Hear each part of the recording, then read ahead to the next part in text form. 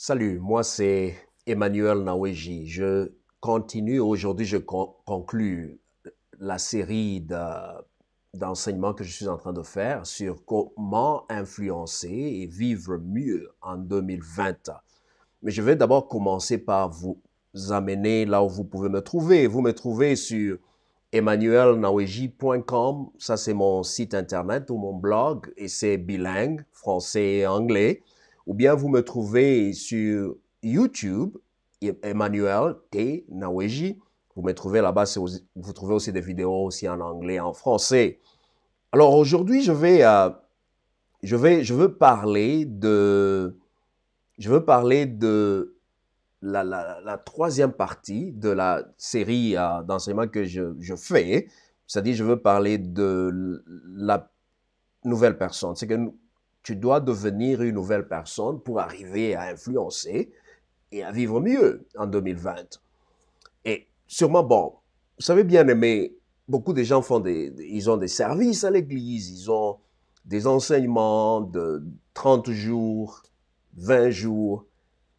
Ce que j'ai compris dans la Bible, vous savez, quand Paul dit, par exemple, dans 2 Corinthiens 5, je crois le verset 17, en Christ, nous sommes une nouvelle création. C'est un processus, mais qui commence quelque part, dans la vie. Et Paul va dire aussi dans Romains chapitre 12, versets 1 et 2, que soyez transformés par le renouvellement de votre pensée. Et ça, c'est ma première vidéo. C'est que vous rentrez dans ma première vidéo, quand j'ai parlé, vous devrez embrasser une nouvelle façon de penser. C'est-à-dire, il faut changer ta façon de penser pour arriver à influencer et vivre mieux en 2020. Je ne veux pas aller en profondeur sur ça. Et la deuxième vidéo que j'ai faite, c'est-à-dire la semaine passée, j'ai parlé de la vision. Il faut embrasser une nouvelle vision.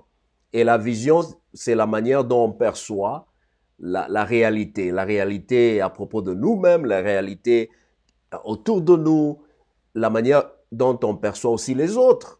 On perçoit l'environnement dans lequel nous vivons. Alors, être une nouvelle personne, c'est le résultat de la combinaison de ces deux là-bas. Quand vous combinez ces deux, c'est-à-dire vous combinez vous changez votre façon de penser, vous embrassez une nouvelle vision. Et souvenez-vous, la Bible dit, mon peuple périt par manque de vision.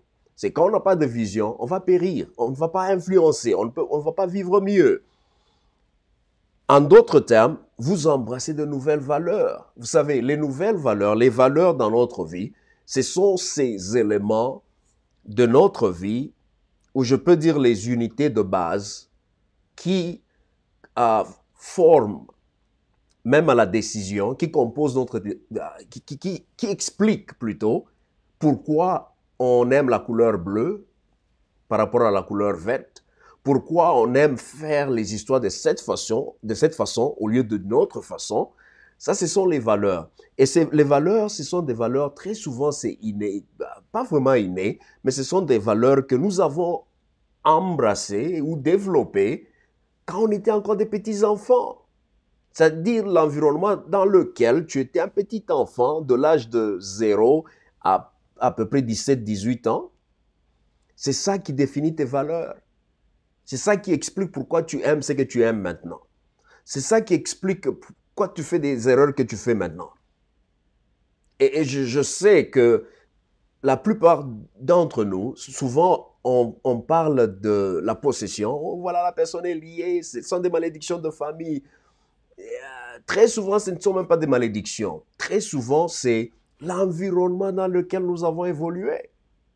Si tu as grandi dans une maison de voleurs, tu as beaucoup plus de chances à commencer à voler.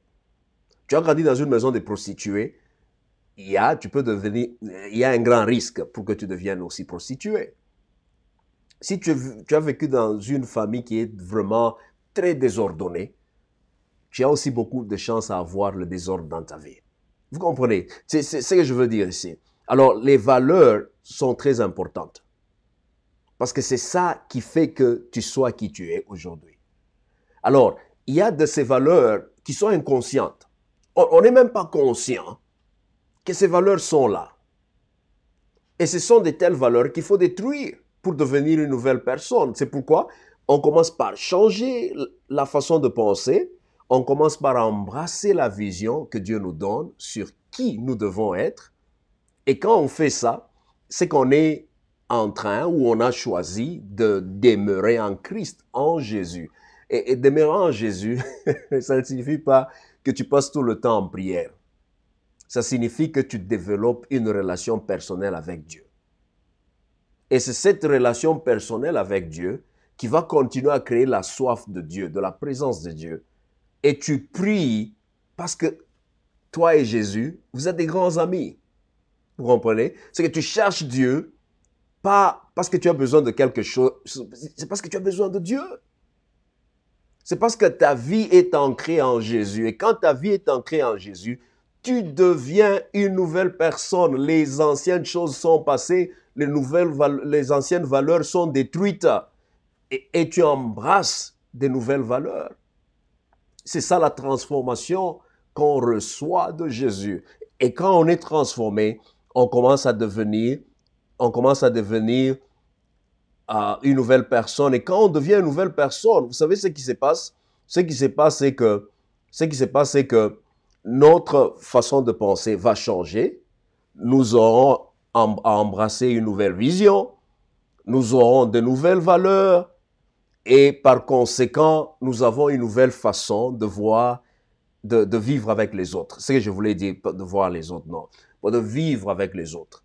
Nous avons une nouvelle manière de vivre dans l'environnement dans lequel Dieu nous a placés. Et je vais terminer avec ceci. Je vais terminer avec ce point ici. Vous savez, une nouvelle personne, c'est une personne qui fait ces choses ici. C'est une personne qui a de l'ordre dans sa vie.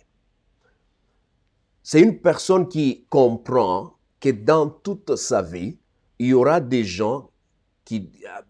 La Bible dit aimer tout le monde. Tu dois d'abord aimer tout le monde. Mais il y a une catégorie de gens dans ta vie que Dieu a appelé à servir seulement.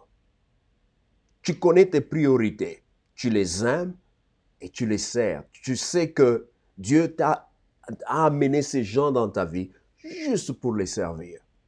Il y a aussi une autre catégorie de gens que tu peux inviter dans ta vie. Bien-aimé, selon la psychologie, je sais que tu peux dire, OK, ce pasteur ici, ce docteur ici, c'est quoi là? Il devient psychologue maintenant. Non, c'est la réalité. Nous sommes des humains. Une personne peut seulement maîtriser entre 10 à 15 personnes qu'elle peut appeler des intimes personnes, des personnes intimes.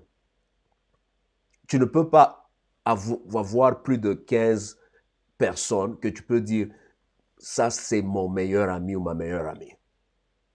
Tu ne peux pas aller au-delà de 15. Je sais que sur Facebook, tu as si c'est 5000 personnes, c'est 4900 personnes. Sur ta page, tu as si c'est 200 000 personnes. Et tu sais pourquoi tu ne peux pas répondre au message de tous ces gens ici? C'est parce que dans ta vie et dans ta tête, il y a seulement pas plus de 15 personnes qui te sont très, très importantes. Et c'est ça la psychologie humaine. C'est que notre cerveau peut maîtriser. On ne peut pas aller au-delà de 15 personnes que tu peux inviter de marcher dans ta vie. Des gens, quand tu as un problème, le nom de cette personne vient toujours dans ta tête, dans tes pensées. Et ça, ce sont des gens que tu dois inviter dans ta vie. Pas plus de 15, pas plus de 16. Il y a d'autres personnes que tu peux établir comme un partenariat. C'est-à-dire les gens, ça peut être au service, à ton service dans ta profession, dans le ministère ou dans ton business, dans ce que tu fais. Et tu sais que ces gens, tu ne peux pas aller vers eux pour leur dire sur tes péchés, tu vois, des problèmes spirituels que tu as. Non, tu ne peux pas te confier à n'importe quelle personne. Alors, une nouvelle personne qui veut vraiment influencer et vivre mieux en 2020, tu dois connaître ces histoires ici. Tu aimes tout le monde, chaque être humain, tu dois l'aimer. Il y a des êtres humains que tu dois servir et tu dois les connaître en 2020. Tu dois te préparer, c'est-à-dire à les servir. Quand tu vois cette personne, tu sais que Dieu veut que je serve cette personne. Il y a d'autres personnes que tu dois inviter dans ta vie, dans ta marche avec le Seigneur, dans tes problèmes, des difficultés de la vie. Ce n'est pas à tout le monde que tu vas dire ça. C'est à ce groupe de ces gens. Jésus avait 12 disciples, 12 apôtres, à qui il disait n'importe quoi. Et il avait aussi les foules. Il savait qu'il devrait servir ces foules là-bas. Mais il avait seulement appelé 12 apôtres pour le servir, les inviter sur cette marche sur laquelle il était, jusqu'à la croix, jusque dans la tombe, jusque quand il est monté au ciel, il était avec ces gens là-bas. Alors invite ces gens. Mais tu dois avoir aussi les gens avec qui tu dois établir certains partenariats pour ta profession, pour ton ministère. Alors je veux m'arrêter par ici. En tout cas, je vais t'encourager à aller revoir les autres vidéos. Tu apprends sur comment changer ta façon de penser. Apprends comment établir une vision dans ta vie. Et ces deux là-bas vont t'aider à transformer, à expérimenter une transformation personnelle. C'est-à-dire, arriver au point où ta vie va changer. En tout cas, ne crois pas que je suis contre la prière. Non. Mais ce que je veux dire est que ce qui va te faire entrer au ciel un jour, ou ce qui va même te faire, qui va t'aider à influencer l'année prochaine, ce n'est pas seulement quand tu t'enfermes pour 21 jours. C'est quand tu comprends ces histoires ici, quand tu comprends ces principes spirituels, quand tu comprends que tu dois changer ta façon de penser, tu dois embrasser une nouvelle vision et tu dois le faire avec Dieu, tu dois devenir une nouvelle personne. Si tu ne comprends pas ces histoires, quel que soit le nombre de prières que tu vas faire, les jeûnes que tu vas faire, les offrandes que tu vas donner aux serviteurs, aux servants de l'Éternel, les actions de grâce et tout ça, tu ne vas pas influencer. Tu ne vas pas prospérer. Tu vas prospérer, tu vas réussir, tu vas influencer, tu vas vivre mieux seulement quand tu comprends ces réalités ici. En tout cas, je vais m'arrêter par ici. Et comme je l'ai dit, moi, c'est Emmanuel Naweji. Vous me trouvez sur mon blog, emmanuelnaweji.com, ou bien sur YouTube, Emmanuel T. Naweji. Tous les deux endroits sont en français et en anglais. En tout cas, merci beaucoup pour avoir suivi cette vidéo. Rappelez-vous, souvenez-vous de partager la vidéo. Et en tout cas, bonne année à vous, à votre famille, à vos amis. Que le Seigneur vous bénisse et que 2020 soit une année de prospérité, de succès, d'influence et de gloire dans votre vie. Et c'est ça ma prière, c'est ça mon souhait. Que Dieu vous bénisse et à la prochaine.